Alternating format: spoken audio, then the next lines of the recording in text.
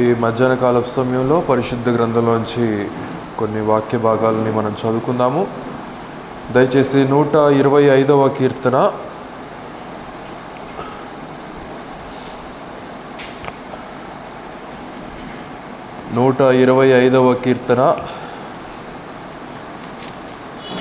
మొదటి వచనం చదువుతున్నాను, దయచేసి గమనించండి. 125వ కీర్తన మొదటి వచనం. యెహోవా యందు నమ్మిక ఉంచువారు కదలక నిత్యము నిలుచు సియోను కొండవలే ఉందురు. ప్రభు ఈ వాక్య భాగం దీవించే రీతిగా చిన్న ప్రార్థన చేసుకుందాము. దయచేసి అందరూ కూడా తలలు వంచు. మమ్మల్ని మిక్కిలిగా ప్రేమించినటువంటి మా ప్రియ రక్షక, మా ప్రభు యేసయ్య, ఈ యొక్క ఉదయకాలపు సమయంలో ఇంతవరకు ఆరాధన కార్యక్రమంలో కూడా మీరే సర్వ మహిమ ఘనత పొంది ఉన్నారని నమ్ముచున్నాము నాయన. అలాగే ఈ సమయంలో వాక్యోపదేశంలోనికి ప్రవేశించుంటుగా చదవబడినటువంటి లేఖన భాగమును మీరు దీవించండి నాయన. నిలువబడి నేను వట్టివాడను మట్టివాడను మీ యొక్క సిలువ చాటును మరుగుపరిచి పరిశుద్ధాత్ముని యొక్క సహాయం ద్వారా మా హృదయాలకు కావలసినటువంటి వాక్యాన్ని మీరే మాకు వినిపింపచేదురని మా ప్రభును మా రక్షకుడైనటువంటి యేసుక్రీస్తు వారి అతి శ్రేష్టమైనటువంటి నామములో స్తుతించి ప్రార్థించి అడిగి వేడుకొనుచున్నాము తండ్రి, ఆమేన్. మరి ఒక ప్రకటన, ఇవాళ సాయంకాలం గృహకూడిక సహోదరులు జార్జి గారి కుటుంబంలో జరుగుతుంది. అందరూ కూడా 7:30 గంటలకే ప్రేమతో రావాలని మనవి చేస్తున్నాను. పోయిన ఆదివారం చాలామంది రాలేదు. గాబ్రియల్ అన్న వాళ్ళ ఇంట్లో గృహకూడి పెట్టినప్పుడు దయచేసి వారానికి ఒక్కసారి గృహకూడిక పెడుతున్నప్పుడు ఆ ఇంటికి రావటానికి ప్రయత్నం చేయండి. వారు మా ఇంటికి రాలేదు కనుక మేము వాళ్ళ ఇంటికి వెళ్ళాము అని చెప్పి ఇట్లా పోటీలు పంతాలు కూటాల కాడ దయచేసి ఎవరు పెట్టుకోవద్దు. కనుక ప్రతి ఒక్కరూ సమయం ఉన్నప్పుడు అనుకూలం ఉన్నప్పుడు సహవాస కూటాలకి రావటానికి ప్రయత్నం చేయండి. ఎడితిరిగి మిమ్మల్ని బైబిల్ క్లాస్కి రమ్మనట్లేదు, విజ్ఞాపనకి రమ్మనట్లేదు, స్త్రీల కూడికి రమ్మనట్లేదు. కనీసం సహవాస కూడికన్నా రమ్మని చెప్పినప్పుడు ప్రార్థనాపూరితంగా పాల్పొందటానికి ప్రయత్నం చేయండి. మంచిది. మనం చదువుకున్నటువంటి వచన భాగంలో 125వ కీర్తన మొదటి వచనంలో మరి కీర్తనకారుడు సియోను కొండను గురించి మనకి ఇక్కడ తెలియచేస్తూ ఉంటున్నాడు. సియోను చాలా ప్రాముఖ్యమైనటువంటిది. సియోను అనగా దేవుడు నివసించేటువంటి స్థలము, దేవుడు ఎన్నిక చేసుకున్నటువంటి స్థలము, ఆయన నివసించటానికి ఆయన ఎన్నుకున్నటువంటి ప్రత్యేకమైనటువంటి స్థలముగా మనము గమనించవచ్చు. అయితే మరి ఇక్కడ మనం చూస్తున్నప్పుడు పరిశుద్ధ గ్రంథం అంతటా కూడా సుమారుగా 167 సార్లు ఈ సియోను అనేటువంటి మాట రాయబడి ఉన్నది. అంటే అంతటి ప్రాముఖ్యత దేవుడు ఆ స్థలానికి ఇచ్చాడు అనేటువంటి విషయాన్ని మనం ఇక్కడ గమనించాలి. అంతేకాకుండా యూదులకు చాలా ప్రాముఖ్యమైనటువంటి స్థలము. ఎందుకంటే దావీదు కాలంలో సియోను కొండను దావీదు కేంద్రీకరించుకొని మరి తన యొక్క సింహాసనాన్ని ఆ సియోను కొండ మీద మరి వేసుకొని అక్కడి నుంచి యెరూషలేమును పరిపాలన చేసేటువంటి వాడు అనేటువంటి విషయాన్ని మరి సంఘ చరిత్ర, క్రైస్తవ చరిత్ర మనకు తెలియచేస్తూ ఉన్నది. అయితే ఈ కొండ మీద అంతకు మునుపు యబూసీలు అనబడేటువంటి ఒక జాతికి సంబంధించబడినటువంటి ప్రజలు ఉండేటువంటి వారు. వీరందరూ కూడా ఆ ప్రాంతంలో నివసించేటువంటి వారు అనేక సంవత్సరాలుగా మరి దాన్నే నివాస స్థలంగా చేసుకున్నారు. అయితే దావీదు దాన్ని క్యాప్చర్ చేసుకోవటము చాలా ఈజీగా అవ్వలేదు. చాలా కష్టపడవలసి వచ్చింది దావీదు ఆ సియోను కొండని ఆక్రమించుకోవటానికి. యుద్ధము చేసిన తర్వాత ఆ యెబూసీలందరినీ కూడా ఓడించేసి మరి దావీదు ఈ స్థలము దేవునికి ఎన్నికైనటువంటి స్థలముగా, దేవుని ప్రజలను పరిపాలన చేసేటువంటి స్థలముగా, దేవుడు ఏర్పాటు చేసుకున్నటువంటి స్థలముగా ఇది ఉన్నది అని చెప్పి దావీదు దేవుని సముఖంలో తలంచి ఆ ప్రాంతాన్ని ఏలటానికి మరి ప్రారంభించినట్లుగా మనం ఇక్కడ గమనించగలుగుతూ ఉంటున్నాం. 48వ కీర్తనలో ఒక మాట అంటున్నాడు, దయచేసి గమనించండి. 48వ కీర్తన మొదటి వచనం చదవండి.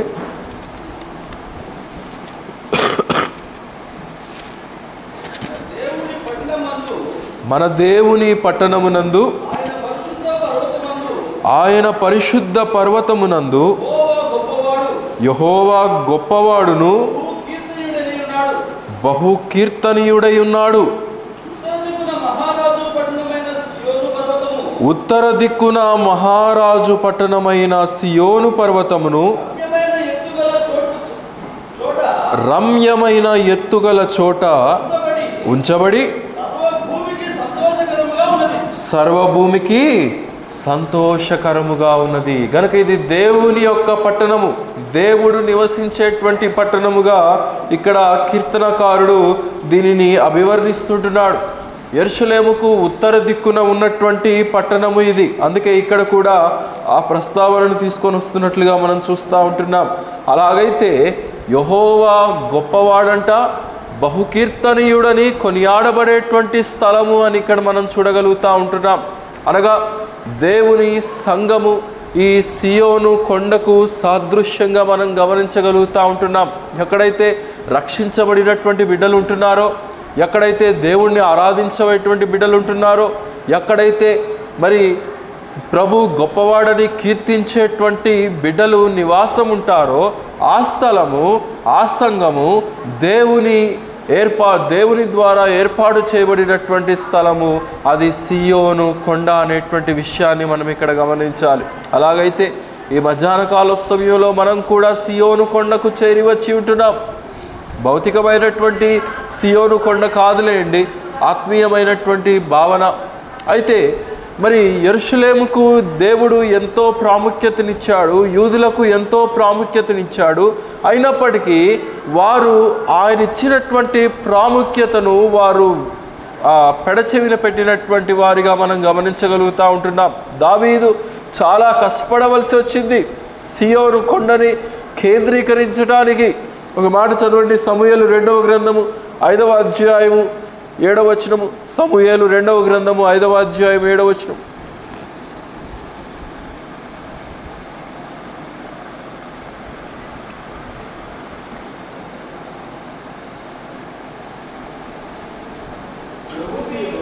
యబూసీలు నివాసులై ఉండగా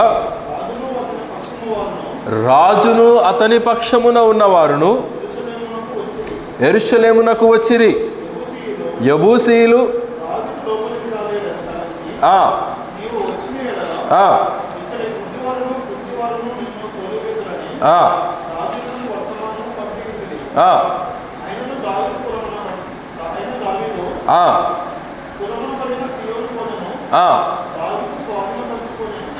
దావీదు స్వాధీనపరుచుకొనెను. అక్కడ ఉన్నటువంటి ప్రజలందరూ కూడా వ్యతిరేకించారు, దావీదు రావటానికి వీలు లేదని.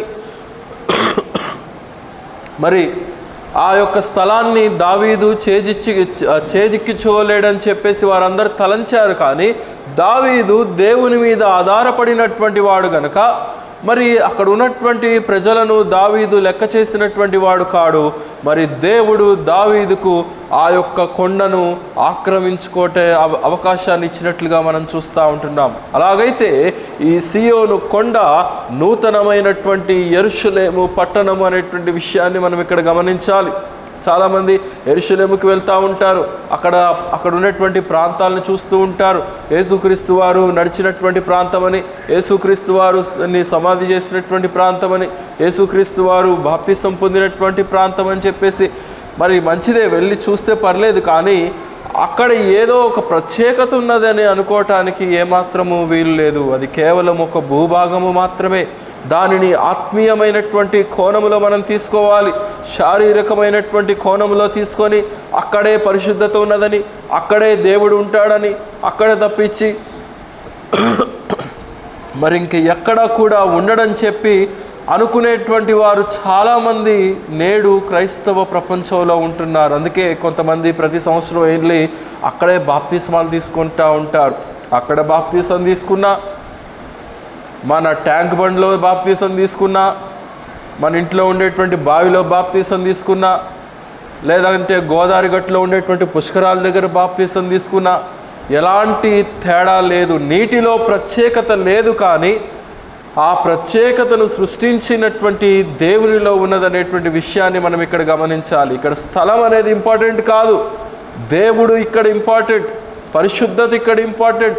ఆయన ఎక్కడ ఉంటాడో అదే సియోను నివాసమై ఉంటున్నది, అదే సియోను పురమై ఉంటున్నది.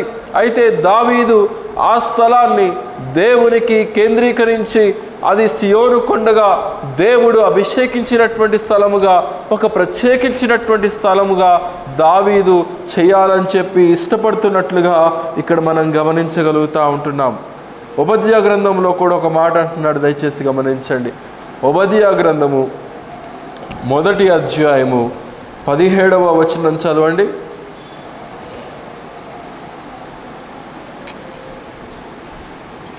ఓబద్యా గ్రంథము 1వ అధ్యాయము 17వ వచనం. అయితే సియోను కొండ ప్రతిష్టమగు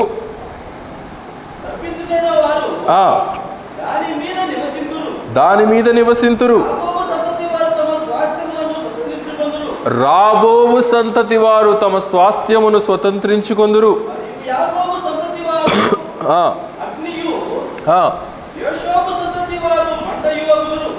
చాలండి. కనుక అక్కడ సియోను కొండ మీద మరి విమోచనము దొరుకుతుందని, ప్రత్యేకత దొరుకుతుందని, ఎందుకంటే అది పరిశుద్ధమైనటువంటి స్థలము, దేవుడు నివసించేటువంటి స్థలము. కనుక మరి భౌతికమైనటువంటి సియోను కొండ కాదు, కానీ ఆ పరలోకము సింహాసనమందు ఆసీనుడై ఉన్నటువంటి మన ప్రభువు అయినటువంటి యేసుక్రీస్తు వారు, ఆయన అక్కడ ఆసీనుడై ఉండి పరిశుద్ధమైనటువంటి పట్టణంలో మనము కూడా ఆయనతో కూడా పాలివారముగా ఉండేటువంటి గొప్ప ధన్యతను ఆ ప్రభు మనకు అనుగ్రహించాడు. ఆ సియోను పురములో, ఆ పరలోక పట్టణములో మనము కూడా నివసించి మరి మన పిల్లలు, మన తరువాత తరాలు కూడా దానిని స్వాస్థ్యముగా అనుభవించేటువంటి ధన్యతను దేవుడు మనకు ఇచ్చినట్లుగా మనం చూస్తూ ఉంటున్నాం. యూదులైతే ఆయనను కాదనుకొని వదులుకున్నారేమో, కానీ అన్యులమైనటువంటి మనము ఆ ప్రభువును స్వీకరించుట ద్వారా మనము కూడా ఆయన సియోను కొండలో, ఆ సియోను పురములో ఉన్నటువంటి ఆశీర్వాదాలన్నిటికీ కూడా మరి మనము పాత్రులమయ్యామనేటువంటి విషయాన్ని ఇక్కడ మనం గమనించాలి. అయితే సియోను కొండలో పరిశుద్ధత ఉన్నది, మరి మనలో కూడా ఆ పరిశుద్ధత ఉండాలనేదే దేవుని యొక్క ఉద్దేశమైంటున్నది. ఆ పరిశుద్ధత, దేవునిలో ఉన్నటువంటి ప్రత్యేకత, దేవునిలో ఉన్నటువంటి ఆ యొక్క గుణలక్షణాలు, దేవునిలో ఉన్నటువంటి ఆ యొక్క మరి పరిశుద్ధత అనేది ప్రతి విశ్వాసి కూడా కలిగి ఉండాలి అనేది దేవుడు ఇక్కడ మనకు తెలియచేస్తూ ఉంటున్నాడు. ఎందుకంటే మనల్ని విమోచించాడు, మనల్ని కొనుక్కున్నాడు, మనల్ని తన యొక్క ప్రజలుగా చేసుకుంటున్నాడు, మనల్ని తనకు యాజకులుగా ఉండి ప్రతి ఒక్కరూ కూడా ఆరాధించేటువంటి ధన్యతను దేవుడు మనకి ఇచ్చాడు. గనక మరి ప్రతి ఒక్కరము కూడా ఆయన సియోను అనబడేటువంటి ఆ స్థలములోనికి మనం చేరి ఆయనను స్తుతించేటువంటి ధన్యతను దేవుడు మనకి ఇచ్చాడు. గనక ఎంతైనా ప్రభువును స్తుతించి ఆరాధించవలసినటువంటి బాధ్యత మన మీద ఉన్నది. ప్రియులారా, నేడు అనేక మంది ఆ బాధ్యతను విస్మరిస్తూ ఉంటున్నారు. ఎలాగూ జీవించినా పర్లేదులే, ఎలాగూ బ్రతికినా పర్లేదులే, వారమంతా నా ఇష్టానుసారంగా నేను జీవించేస్తాను, మరి ఆదివారం వచ్చేసరికి నేను వెళ్ళి మరి రొట్టెరసాలు తీసేసుకుంటాను, పరిశుద్ధతతో పని లేదు, మరి పవిత్రతతో పని లేదు. ఆయన సంఘాన్ని ఎంత నిష్కల్మషంగా ఉండాలని కోరుకుంటున్నాడో, ఆయన ఎంత పవిత్రంగా ఉండాలని ఇష్టపడుతున్నాడో, మరి ఎఫెసీయులకు రాసిన పత్రికలో మనం చూస్తాం కదా, మరి ఆయన నిర్దోషమైనటువంటి గొర్రె పిల్ల రక్తముతో మనల్ని శుద్ధీకరించినటువంటి రీతిని మనకు అక్కడ వివరిస్తూ ఉంటాడు. అలాగైతే అంతటి నిష్కల్మషమైనటువంటి జీవిత విధానాన్ని ప్రతి విశ్వాసి కూడా కలిగి ఉండాలి. దావీదు ఆ కొండ ప్రాంతాన్ని దేవునికి ప్రత్యేకించేశాడు. కనుక సంఘము కూడా మనం ప్రత్యేకించబడినటువంటి వారము. లోకములో నుండి ప్రత్యేకించబడ్డాం, పాపములో నుండి విభాగించబడ్డాము, అనేక విషయాలలో నుండి మనం వేరు చేయబడినటువంటి వారముగా జీవించాలి. అయితే నేడు ప్రపంచంలో ఏమైపోతుందంటే, వీళ్ళు క్రైస్తవులా లేకపోతే నామకార్థ క్రైస్తవులా, వీరు విశ్వాసులా లేకపోతే అసలు రక్షించబడనటువంటి వారా అనే మరి ఆలోచించేటువంటి పరిస్థితుల్లో నేడు క్రైస్తవులు తయారవుతూ ఉంటున్నారు. కానీ ఇక్కడ దేవుడైతే అంటున్నాడు, దావీదుకు ఒక ప్రత్యేకమైనటువంటి స్థానాన్ని ఇచ్చాడు. మరి సియోను కొండని అక్కడ అనేక సంవత్సరాలుగా నివాసం ఉంటున్నటువంటి వారిని తరిమివేసి మరి దావీదుకు ఆ పట్టణాన్ని, ఆ యొక్క కొండను ఇచ్చాడంటే దావీదు ఎంతగా ఎన్నిక చేయబడ్డాడో ఇక్కడ మనం ఆలోచన చేయాలి. అందుకే ఒక మాట అంటాడు దావీదుని గురించి, చదవండి ఒక మాట. సమూయేలు మొదటి గ్రంథంలో 13-14 త్రిప్పండి. సమూయేలు మొదటి గ్రంథము 13వ అధ్యాయము 14వ వచనం.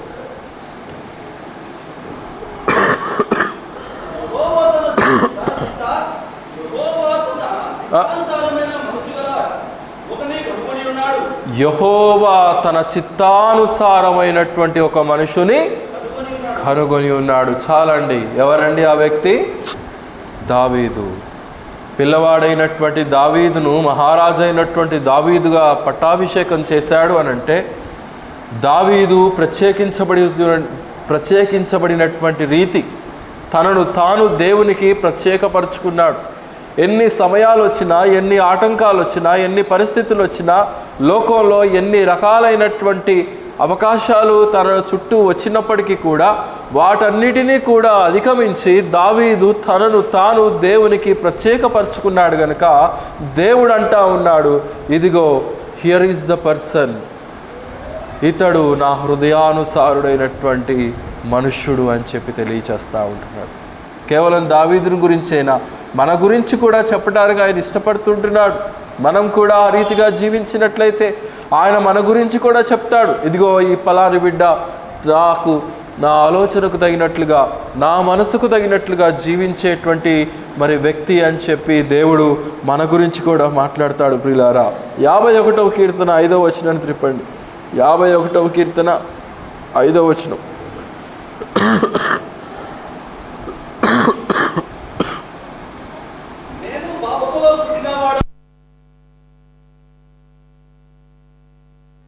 నేను పాపములో పుట్టినవాడను, పాపములోనే నా తల్లి గర్భమున నన్ను ధరించి ఉన్నది.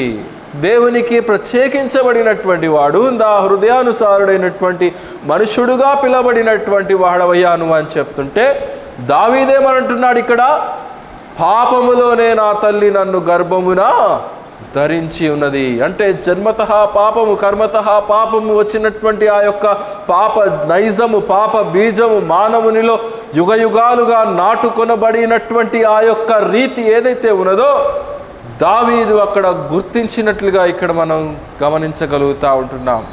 నీవైతే నన్ను ఎన్నిక చేశావు, కానీ నేను అంతటి యోగ్యుడైనటువంటి వాడను కానని చెప్పి దేవుని సన్నిధిలో తనను తాను తగ్గించుకొని ఒప్పుకుంటున్నటువంటి దావీదుని ఇక్కడ మనం చూస్తూ ఉంటున్నాం.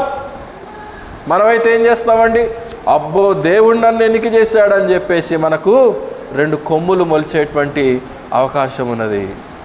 సామాన్యంగా చిన్నప్పుడు స్కూల్లో పిల్లలు సడన్గా అలా తల కొట్టుకుందనుకో పక్క పిల్లోడికి, రే ఇంకోటి కొట్టుకోవాలి రారా రే, లేకపోతే నీకు నాకు కొమ్ములు వస్తాయని చెప్పి చెప్తూ ఉంటారు కదా. కొంతమంది పిల్లలు నవ్వుతూ ఉన్నారు. నేను కూడా చేశాను చిన్నప్పుడు అట్లా. కనుక అలాగా మానవునికి గర్వము పెరిగిపోయేటువంటి అవకాశం ఉన్నది. కానీ మన ఒరిజినల్ రూట్ ఏంటో మనం ఇక్కడ గమనించుకోవాలి. దావీదు దాన్ని అవగాహన చేసుకుంటున్నాడు. అంటే తన తల్లి పాపం చేసి కన్నదని కాదు, కానీ అక్కడ అర్థము జన్మతః ఆదాము నుండి సంప్రాప్తమైనటువంటి ఆ యొక్క పాప నైజము ప్రతి మానవునిలో కూడా అది ఉంటూనే ఉన్నది అనేది ఇక్కడ మనకు తెలియచేస్తూ ఉంటున్నాడు. ఆ విషయాన్ని ప్రతి ఒక్కరూ కూడా గుర్తించాలనేది ఇక్కడ మనకు తెలియచేస్తూ ఉంటున్నాడు. అయితే ఆ పాపము పోవాలంటే ఎక్కడంటే విమోచనము దొరికేటువంటి స్థలము ఒకటి ఉన్నది.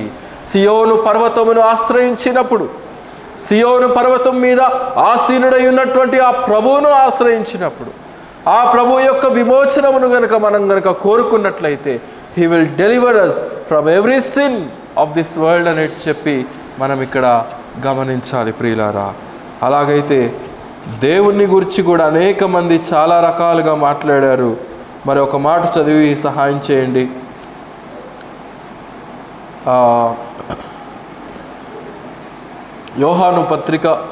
యోహాను సువార్త 8వ అధ్యాయం 46వ వచనానికి రండి.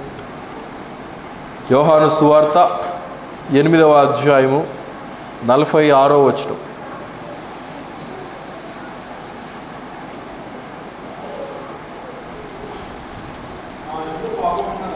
నా యందు పాపము ఉన్నదని మీలో ఎవడు స్థాపించగలడు? కనుక అక్కడ దేవుడు ప్రశ్నిస్తూ ఉంటున్నాడు. ఎందుకంటే అప్పటికే యేసు ప్రభు వారు చేస్తున్నటువంటి కార్యాలు చూసి, ఈయన సుంకరులతో తిరుగుతూ ఉంటాడు, పామరులతో తిరుగుతూ ఉంటాడు, ఈయన మరి అనేక మందితో తిరుగుతూ ఉంటాడని చెప్పేసి యేసుక్రీస్తు వారి మీద ఒక రాంగ్ ఇంప్రెషన్ పుట్టించాలని చెప్పి అక్కడ అనేక మంది సద్దుకైలు కానీ పరిసయ్యులు కానీ ప్రయత్నిస్తూ ఉంటున్నారు. అందుకు దేవుడు అంటూ ఉంటున్నాడు, నాలో పాపమున్నదని ఎవడు స్థాపించగలడు అని చెప్పి ఇక్కడ తెలియచేస్తూ ఉంటున్నాడు. Who can prove there is sin in me? ఆయన పరిశుద్ధుడైనటువంటి దేవుడు అండి. ఆయన సియోనులో నివసించేటువంటి దేవుడు. మనల్ని కూడా సియోనులోనికి ఆహ్వానించినటువంటి దేవుడు. సంఘముగా మనల్ని చేర్చి ఆయనకు ప్రజలుగా ఉండి ఆ పరిశుద్ధుడైనటువంటి దేవుణ్ణి మాత్రమే ఆరాధించాలని చెప్పి కోరుకునేటువంటి దేవుడు ఇక్కడ అంటా ఉంటున్నాడు, నాలో పాపమున్నదని చెప్పి ఎవరు రుజువు చేయగలరని చెప్పి తెలియచేస్తూ ఉంటున్నాడు. అందుకే 15వ కీర్తనలో చాలా చక్కటి మాట అంటాడు, యెహోవా నీ గుడారంలో అతిథిగా ఉండదగిన వాడెవడు? నీ పరిశుద్ధ పర్వతము మీద నివసింపతగిన వాడు ఎవడు అని ఇక్కడ తెలియచేస్తూ ఉంటున్నాడు. ఆయన సముఖంలో నివసించగలిగినటువంటి వాడు ఎవరండి? ఏ మానవుడైనా ఉన్నాడా? ఏ మనుషుడైనా ఉన్నాడా? ఆయన నామాన్ని నోటితో ఉచ్చరించటానికి సైతము మనకు అర్హత లేనటువంటి వారమే. అలాంటి సముఖములో అతిథిగా ఉండదగినటువంటి వాడు ఎవడు? మనల్ని ఎన్నిక చేశాడు దేవుడు. యథార్థమైనటువంటి ప్రవర్తన కలిగినటువంటి వాడు, అబద్ధాలు ఆడనటువంటి వారు, నీతిగా జీవించేటువంటి వారు ఆయన సముఖములో ఉండి ఆయనను ఆరాధించి ఆయనను స్తుతించి ఆ సియోను పర్వతంలో ఆసీనుడుగా ఉండేటువంటి ఆ ప్రభువును నిత్యము కొనియాడి స్తుతి స్తోత్ర నైవేద్యములతో ఆరాధించేటువంటి గొప్ప స్థానాన్ని దేవుడు సంఘానికి ఇచ్చి ఉంటున్నాడు. సంఘంలో ఉంటున్నటువంటి మనకు ఆయన ఇచ్చి ఉంటున్నట్లుగా ఇక్కడ మనం గమనించగలుగుతూ ఉంటున్నాం. అయితే ఇక్కడ ఇశ్రాయేలీయులకు అలాంటి ఆలోచన ఎంత మాత్రము కూడా లేదు. దావీదుకు ఇవ్వబడినటువంటి ఆ యొక్క స్థలం యూదులందరూ కూడా స్వాస్థ్యముగా పొందాలనేది దేవుని యొక్క ఉద్దేశం ఏంటంటే, యూదులేమో ఆ సియోను పర్వతముకు వెళ్ళి ఆ ప్రభువును ఆరాధించడం అనేది వారికి ఇష్టం లేనటువంటి మరి స్థితిగా మనం ఇక్కడ గమనించగలుగుతూ ఉంటున్నాం. 16వ కీర్తన 8వ వచనం కూడా చదవండి. 16వ కీర్తన 8వ వచనం.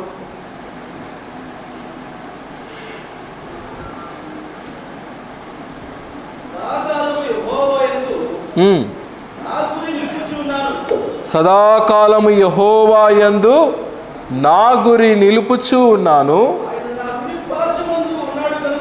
ఆయన నా కుడి పార్శ్వమున ఉన్నాడు గనుక నేను కదల్చబడను.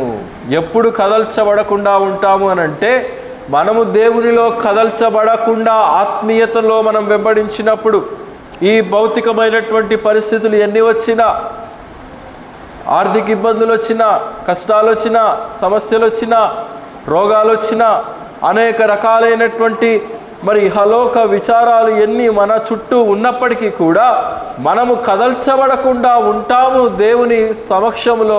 ఎప్పుడు అనంటే, మనము ఆత్మీయంగా స్థిరంగా ఉన్నప్పుడు, మనము ఆత్మీయంగా స్టడీగా ఉన్నప్పుడు, మనము ఆత్మీయంగా సాతానుకి అవకాశం ఇవ్వకుండా, సాతానుడికి స్థలం ఇవ్వకుండా, సాతానుడి యొక్క ఆలోచనకు కానీ, మాటకు కానీ, క్రియకు కానీ, ఏ విషయంలో కూడా సాతానుడికి అవకాశం ఇవ్వకుండా మనం ఉన్నప్పుడు దేవుడు కూడా తన యందు విశ్వాసం ఉంచినటువంటి ప్రతి ఒక్కరికి కూడా ఏమని తెలియజేస్తున్నాడు ఇక్కడ? నేను కదల్చబడను ఇక్కడ తెలియచేస్తూ ఉంటున్నాడు. నా గురి సదాకాలం యెహోవా యందే నిలుపుతూ ఉంటున్నాను అని అంటున్నాడు. ఎగ్జామ్ రాసేటువంటి బిడ్డలు, ఇప్పుడు ఎగ్జామ్స్ రాస్తున్నారు కదా, కొంతమంది మన సంఘంలో కూడా ఇంటర్మీడియట్ రాసేటువంటి బిడ్డలు ఉన్నారు, 10th రాయాల్సినటువంటి బిడ్డలు ఉంటున్నారు. వారు రాసేటువంటి పరీక్షల్లో గురి దాని మీదనే ఉంచాలి. రేపు ఇంగ్లీష్ ఎగ్జామ్ ఉందని చెప్పేసి సైన్స్ చదువుకుంటా ఉంటే కుదరదు కదా. రేపు ఇంగ్లీష్ ఎగ్జామ్ అంటే ఇంగ్లీష్ మీదనే కేంద్రీకరించాలి, ఫోకస్ అంతా కూడా ఆ సబ్జెక్ట్ మీదనే ఉంచాలి. గురి దేని మీద నిలుపుతామో దానిలో ఎక్కువ సాధించటానికి అవకాశం ఉన్నది.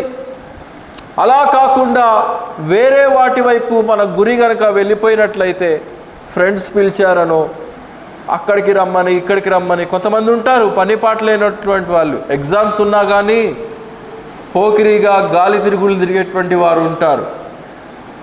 ఎగ్జామ్స్ అనేటువంటి భయం ఏమీ ఉండదు. రోజు పేపర్లో చూస్తూనే ఉంటాం, ఎగ్జామ్కి 1 minute లేట్ అంట. అంటే ఆడికి ఎగ్జామ్ మీద అసలు శ్రద్ధ లేదు, రాయాలని అసలు శ్రద్ధ లేదు. ఇంట్లో నుంచి అమ్మో భయం కలిగినటువంటి వారు ముందే, ఒక అరగంట ముందే నేను ఎగ్జామ్ సెంటర్కి వెళ్ళాలి, 1 గంట ముందే వెళ్ళేటువంటి బిడ్డలు కూడా ఉంటారు కొన్ని సందర్భాల్లో. అంటే ముందే అవగాహన చేసుకొని దాని మీద ఒక గురి కలిగి, దాని కొరకు ఒక నిశ్చయత కలిగి, దానిని సాధించాలి, నేను చదువుకున్నది నేను ఇక్కడ రాయాలి, నాకు ఒక మంచి భవిష్యత్తు కావాలనేటువంటి వాడు ముందే ఉంటాడు. ఎక్కడో పొరపాటున లేట్ అవటం వేరు, ప్రతిరోజు నిమిషం లేటు 5 నిమిషాలు లేట్ అయ్యేటువంటి వాడికి శ్రద్ధ ఏమాత్రము కూడా లేదు. గనక ఆత్మీయంగా కూడా మన గురి దేవుని మీద నిలపాలనేదే దేవుని యొక్క ఉద్దేశమైంటున్నది. పౌలు అంటాడు కదా ఫిలిప్పీలకు రాసిన పత్రికలో, ఈ యొక్క పందెపు రంగంలో నేను ఓపికగా పరిగెత్తుతూ ఉన్నాను, ఎందుకంటే నా గురి క్రీస్తు వైపే నేను నిలుపుతూ ఉంటున్నాను. నా గురి క్రీస్తే, ఆయన మీద తప్ప నేను ఇక ఎవరి మీద నా యొక్క మనసుని నేను ఉంచట్లేదు. ఆయన వైపే నేను పరిగెత్తాలి, ఆయనలో బలమైనటువంటి కార్యాలు నేను సాధించుకోవాలి, ఆయన నుండి నేను అనేకమైనటువంటి ఆశీర్వాదాలు పొందుకోవాలి. సియోను కొండలో నేను నివాసం ఉంటున్నాను, కానీ దాని యొక్క మహిమను, దాని యొక్క ప్రభావాన్ని, దాని యొక్క ప్రతి పరిస్థితిని కూడా విశ్వాసిగా ఆత్మీయంగా నేను గ్రహించి దేవుని దగ్గర నుండి పొందుకోవాలి అనేది ప్రతి ఒక్కరూ నేర్చుకోవాల్సినటువంటి సత్యం ప్రియులారా. అలాగైతే ఇక్కడ కీర్తనకారుడు అయితే ఉంటున్నాడు, నా గురి నేను ప్రభు మీదనే నిలుపుతున్నాను కనుక నేను కదల్చబడను అని చెప్పి తెలియచేస్తూ ఉంటున్నాడు. దానియేలు గ్రంథానికి రండి. దానియేలు గ్రంథము 6వ అధ్యాయము 8వ వచనం నుండి చదవండి.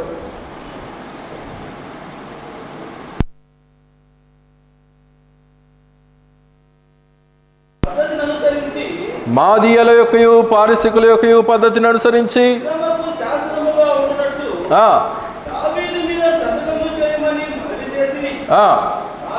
కాగా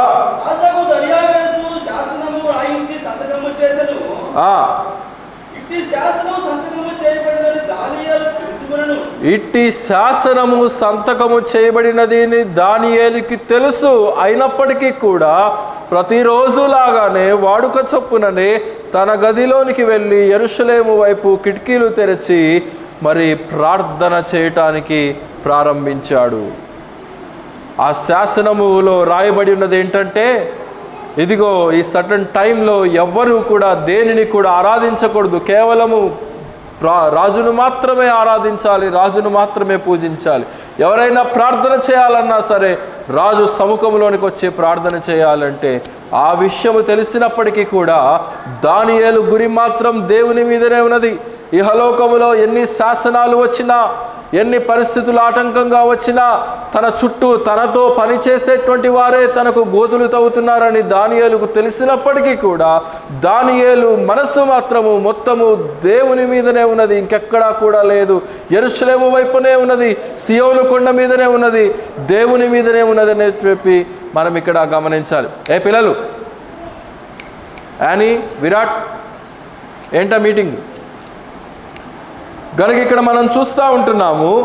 అయితే ఆ శాసనము వచ్చినప్పటికీ కూడా వారు దానియేలు జడుచుకున్నటువంటి వాడు కాడు. సింహపు బోనులో వేసేస్తారని చెప్పినప్పటికీ కూడా వాడుక చొప్పునే వెళ్ళిపోయి ప్రార్థన చేస్తున్నట్లుగా మనం చూస్తూ ఉంటున్నాం. మనమైతే ఒక టైం అనుకొని ఆ టైంని ఎన్నిసార్లు తప్పిపోతూ ఉంటామో. ఏం పని ఉండదు, ఏం పని లేకపోయినా కానీ మనకున్న టైంని మనం కేటాయించుకున్న టైం ప్రకారంగా కూడా కొన్నిసార్లు మనం ప్రార్థన చేసుకోలేనటువంటి పరిస్థితి.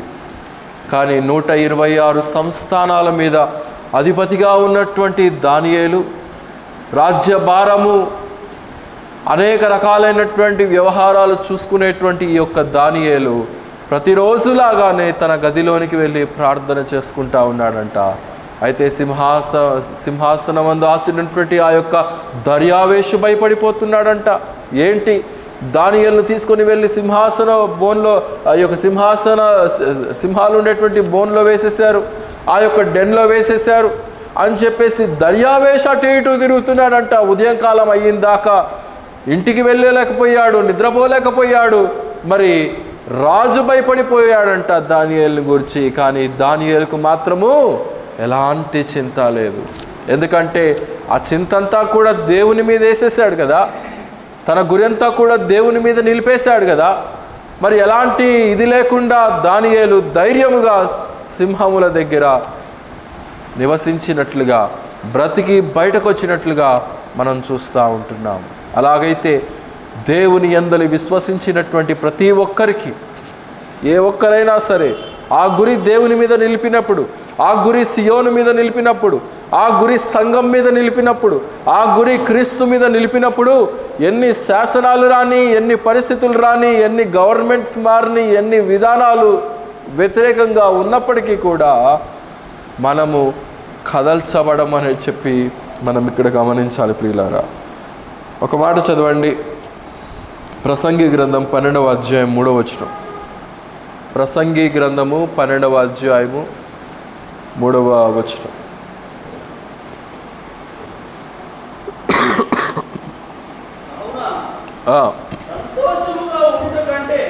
సంతోషముగా ఉండుట కంటే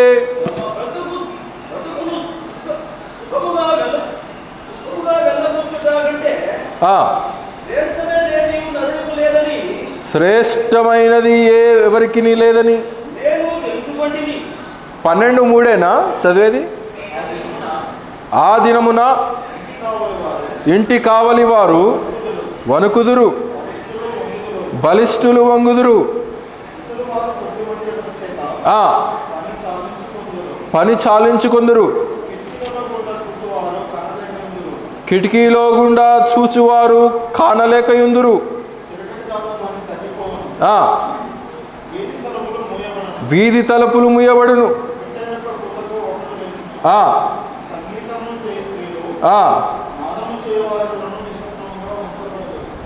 చాలండి. గనుక ఆ దినమున, మరి ఏంటా యొక్క దినము అని అంటే యెహోవా ప్రత్యక్షమై ఉన్నటువంటి దినాన్ని గురించి అక్కడ ప్రస్తావిస్తూ ఉంటున్నాడు. అయితే ఆ దినములో జరగబోయేటువంటి విషయాలన్నీ కూడా ఇక్కడ రాస్తూ ఉంటున్నాడు. అయితే చూడలేనటువంటి వారు కూడా దానిని చూస్తారు అని చెప్పి ఇక్కడ తెలియచేస్తూ ఉంటున్నాడు. మరి నేడు క్రైస్తవులంగా మనం దానిని గ్రహించగలుగుతుంటున్నామా? ఆత్మీయంగా మనం దేన్ని చూస్తూ ఉంటున్నాం? ఎప్పుడు భౌతికమైనటువంటి వాటిని మనం చూస్తూ ఉంటున్నాం, కానీ ఆత్మీయమైనటువంటి వాటిని మనం చూడలేకపోతుంటున్నాం అనేది దేవుడు ఇక్కడ తెలియచేస్తూ ఉంటున్నాడు. అలాగైతే దేవుడు చెప్పేది ఏంటంటే ఆత్మీయమైనటువంటి విధానాన్ని మనం కనుగొనాలి. శత్రువు ఏ విషయములో అయితే మన కన్నులు మూసేశాడో, సాతానుడు ఏ విషయంలో అయితే మన కన్నులకు ఆటంకం కలిగిస్తున్నాడో, మరి ఆ విషయాలలో దేవుని దగ్గర మనం ప్రాధేయపడి అడగాలి. ప్రభువా, ఈ విషయంలో నేను బలహీనుడను, ఈ విషయంలో నా కన్నులు తెరువునాయన, ఈ విషయంలో నా యొక్క ఆత్మీయమైనటువంటి కన్నులు నేను నీ వైపు కేంద్రీకరించలాగులాగున నాకు సహాయము దయచేయి నాయన అని చెప్పి మనము దేవుణ్ణి అడగవలసినటువంటి బాధ్యత మన మీద ఉన్నది ప్రియులారా. అలాగైతే దేవుని సహవాసము, దేవుని సముఖము, దేవుని ప్రసన్నత కలిగి ఉన్నటువంటి స్థలములో మనం నివసించినప్పుడు మనము దేనికి భయపడవలసినటువంటి పని లేదు. కొలసీలకు రాసిన పత్రిక 1వ అధ్యాయము 23వ వచనం త్రిప్పండి. కొలసీలకు రాసిన పత్రిక 1వ అధ్యాయము 23వ వచనం. కొలోసియన్స్ 1:23.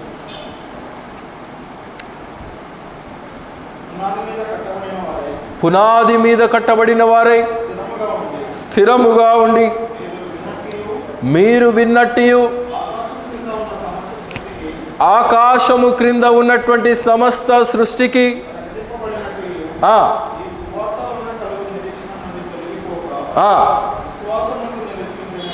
విశ్వాసములో నిలిచి ఉండిన ఎడల ఇది మీకు కలుగును. కనుక మనం ఎవరి దగ్గర ఉండాలంట?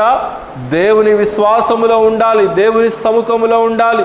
ఎన్ని విషయాలు మనకి ఆటంకంగా వచ్చినప్పటికీ కూడా మనము దేవుని ప్రెజెన్స్ నుండి వెలుపలికి వెళ్ళిపోయే వారంగా మనము ఉండకూడదనేది ఇక్కడ తెలియచేస్తూ ఉంటున్నాడు. విశ్వాసములో కదలనటువంటి వారముగా ఉండాలనేదే దేవుని యొక్క ఉద్దేశమైంటున్నది.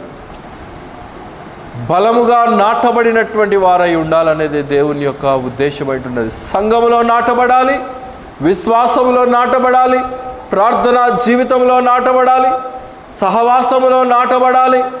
అన్ని విషయాలలో కూడా దేవునికి ఇష్టలముగా ఉంటూ మరి దేనికి కదలనటువంటి వారముగా మనం ఉండాలి అనేది దేవుడు ఇక్కడ తెలియచేస్తూ ఉంటున్నాడు.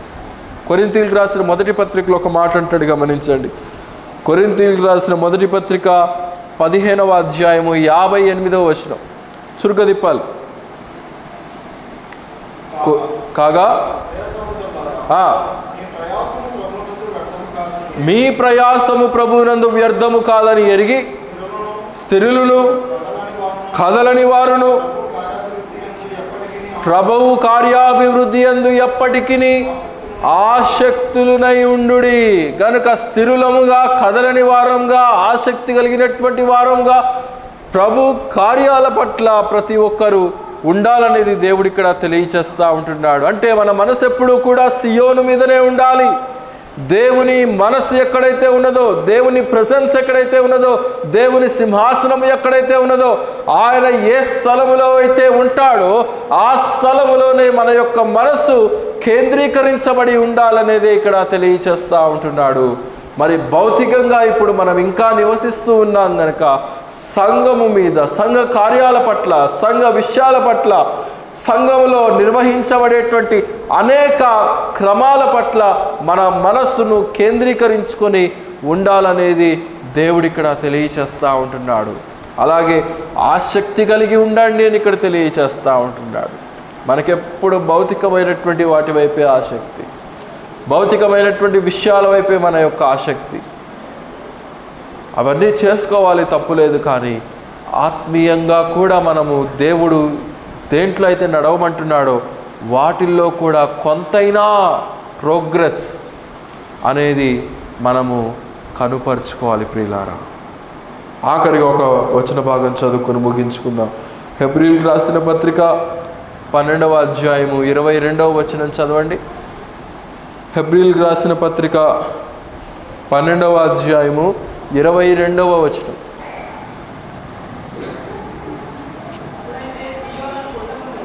ఇప్పుడైతే సియోను కొండకును జీవము కలిగిన దేవుని పట్టణమునకును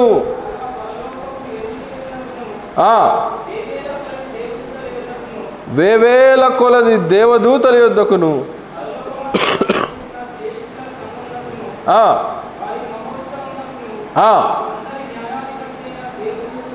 అందరి న్యాయాధిపతి అయిన దేవుని యొద్దకును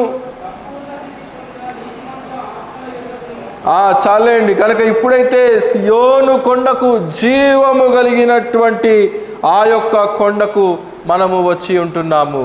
కనుక ఇక్కడ క్లియర్గా హెబ్రీ గ్రంథకర్త మనకు చాలా వివరంగా వివరిస్తూ ఉంటున్నాడు. ఇప్పుడైతే రక్షించబడినటువంటి ప్రతి ఒక్కరూ కూడా సియోను కొండకు వచ్చి ఉంటున్నారు. అలనాడు అనేక మంది రాలేకపోయారు.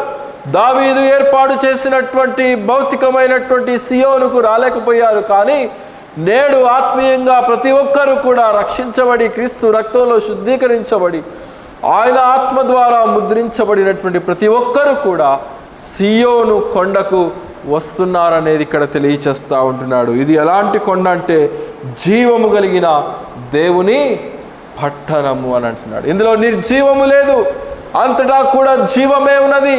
ఎందుకంటే దేవుడు నివసిస్తాడు కనుక. జీవము కలిగినటువంటి దేవుడు రాయి రప్ప కాదు, పిలిస్తే పలకలేనటువంటి వాడు కాడు. ఈయన పలికేటువంటి దేవుడు కనుక ఈయన జీవము కలిగినటువంటి దేవుడు, మరి యుగ యుగాలు నివసించేటువంటి దేవుడు. ఆ జీవము కలిగినటువంటి పట్టణములోనికి మనం ప్రవేశించేటువంటి గొప్ప అనుభవాన్ని మనకిచ్చాడంటే మనము ఎంతైనా దేవునికి కొనియాడదగినటువంటి వారమై ఉంటున్నాం. దావీదైతే ఆ పట్టణాన్ని ఏర్పాటు చేశాడు. తరువాత సొలొమోను కాలంలో నిబంధన మందసము ఆ యొక్క సియోను కొండ మీదకి తీసుకొని రాబడినట్లుగా మనకు చరిత్ర తెలియచేస్తూ ఉంటున్నది. కనుక ఆ మందసము మీద దేవుడు ఆసీనుడై ఉండి వారితో అనేక సందర్భాల్లో అరణ్య ప్రాంతాల్లో మాట్లాడాడు. అనేక విషయాలను మోషేకు వారికి తెలియచేసినట్లుగా మనం చూస్తూ ఉంటున్నాం. కనుక ఆ నిబంధన మందసము ఈనాడు మన మధ్యలోనే ఆ ప్రభువుగా మన మధ్య ఉంటున్నాడు. మనకు తెలియచేస్తూ ఉంటున్నాడు. మనము తెలుసుకోవలసినటువంటి విషయాలు, మనం గ్రహించేటువంటి విషయాలు, మనకు గ్రహించేటువంటి మనసు నేత్రాలు గనక ఉంటే వాటిని మనం తెలుసుకోగలుగుతాం ప్రియులారా. అలాగైతే సియోను సంఘము, యెరూషలేము పట్టణము, సియోను కొండ దేవుని ప్రజలు, ఆయన సార్వత్రిక సంఘముగా తీర్చిదిద్దబడుతున్నటువంటి మనమే ఆ యొక్క సియోను కొండ గనక ఆయన మన మధ్య నివసిస్తుంటున్నాడు అనేటువంటి మంచి వివేకమైనటువంటి మనసుతో మనం ఆయనను ఆరాధించాలి. దావీదు కనుక ఏ రీతిగా అయితే నా హృదయానుసారుడైనటువంటి మనుష్యుడని పిలువబడ్డాడో మనము కూడా ఆ రీతిగా తగ్గింపు కలిగి పరమ యెరూషలేము వైపు చూస్తూ ఆయనను ఎదుర్కొనేటువంటి రోజుల్లో మనం ఉంటున్నాం, ఎదుర్కొనేటువంటి క్షణాల్లో మనం ఉంటున్నాం గనక మరి అట్టి మంచి మనస్సాక్షితో మనం కూడా ముందుకు కొనసాగునట్లుగా దేవుడి వాక్యాన్ని మనందరి హృదయాల్లో సమృద్ధిగా దీవించి ముందుకు నడిపించునుగాక. అందరూ కూడా తలలు వంచినట్లయితే ముగింపు ప్రార్థన చేసుకొని సెలవు తీసుకుందాం. అందరూ కూడా తలలు వంచండి. ప్రియ ప్రభువా, పరిశుద్ధుడైన మా దేవా, ఈ యొక్క మధ్యాహ్న కాల సమయంలోనైనా మా వెనుకలో చదవబడినటువంటి లేఖన భాగంలో మీరు దీవించారయ్యా. వాటిలో ఉండేటువంటి సత్యాలను కొద్దిగా మేము గ్రహించేటువంటి కృపను మాకు ఇచ్చారయ్యా.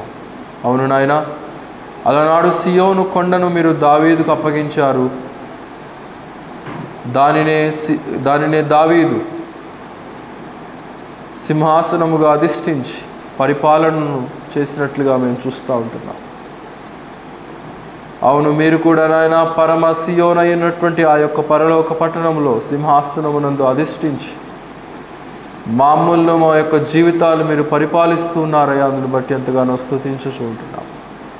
సియోను అనగా దేవుని యొక్క నివాసము, సియోను అనగా దేవుని పట్టణము, సియోను అనగా దేవుని యొక్క ప్రజలు నివసించేటువంటి స్థలము, సియోను అనగా దేవుని యొక్క విమోచనము, సియోను అనగా విడుదల, సియోను అనగా పాపక్షమాపణ, సియోను అనగా పరలోక ఆశీర్వాదము.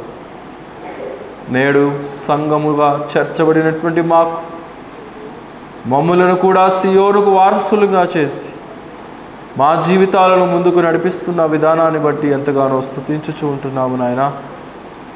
అలనాడు యెబూసీయులు ఏ రీతిగా అయితే దావీదు పారద్రోలాడో విజయాన్ని మీరు అనుగ్రహించాడు. నేడు కూడా మా జీవితాల్లో శత్రువు అనేక విషయాలలో తాండవం చేస్తూ ఉంటుండగా వాడిని తరిమి కొట్టేటువంటి బలాన్ని, శక్తిని మాకు దయచేయండి. మేము ఎన్నికైనటువంటి వారము కాము, అయినప్పటికీ కూడా మీరు ఎన్నిక చేశారు. అందును బట్టి ఎంతగానో స్తుతించుకుంటున్నాం. మీ ప్రేమ, ఆప్యాయత, మీ కరుణ, మీ ఆశీర్వాదం, మీ యొక్క వాత్సల్యత, మీ యొక్క పరిపూర్ణత మా మీద, మా యొక్క సంఘము మీద, మా బిడ్డల మీద, యూట్యూబ్ ద్వారా వీక్షిస్తున్నటువంటి ప్రతి ఒక్కరి మీద నిండార్లుగా కుమ్మరించబడులాగున మీ యొక్క సహాయం అనుగ్రహించమని ప్రార్థన చేయొచ్చుంటాం. ఈ ఉదయకాల సేవలో చేరి వచ్చినటువంటి ప్రియ బిడ్డలందరినీ కూడా నిండార్లుగా దీవించండి. తిరిగి వారి వారి గృహాలకు వెళుచుంటుండగా మీ యొక్క క్షేమంతో నింపి ముందుకు నడిపించండి నాయన. ఇవాళ సాయంకాలం జరగవలసినటువంటి గృహ కూడికను కూడా మీరు దీవించండి. ప్రతి ఒక్కరు కూడా నాయన సమయానికి ఆ స్థలానికి చేరి రాగలుగులావున ఆ కుటుంబానికి దీవెనకరంగా, ఇరుగు పొరుగు నుండేటువంటి వారికి రక్షణార్థంగా ఆ కార్యక్రమం జరుగులావున మీ యొక్క సహాయం అనుగ్రహించండి నాయన. ఈ వారం అంతా కూడా ప్రకటించబడినటువంటి సంఘ కార్యక్రమాలు చక్కగా జరగటానికి మీ యొక్క సహాయం అనుగ్రహించండి. గ్రామాలకు వెళ్ళినటువంటి బిడ్డలను క్షేమంగా తిరిగి మా మధ్యలోకి తీసుకొని రండి ఆయన.